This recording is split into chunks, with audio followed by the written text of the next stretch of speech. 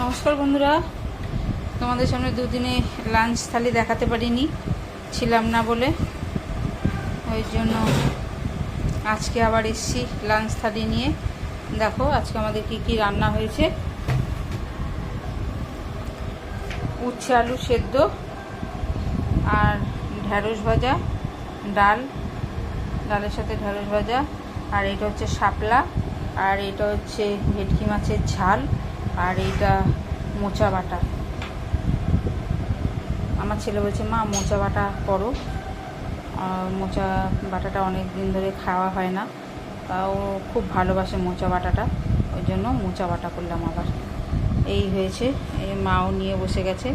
আমাদের আজকে এই রান্না হয়েছে, এই এখন খাবো আমরা দুজনে মিলে বসে। ছেলে স্কুলে গেছে, বর খেয়ে বেরিয়ে গেছে, এখন আমি আর মা খাবো। তাই বন্ধুরা তোমাদের সাথে একটুখানি শেয়ার করলাম। বন্ধুরা তোমরা অনেক অনেক ভালোবাসা দাও, আর লাইক শেয়ার সাবস্ক্রাইব করো। এখানেই শেষ করলাম, আবার কালকে আসবো নতুন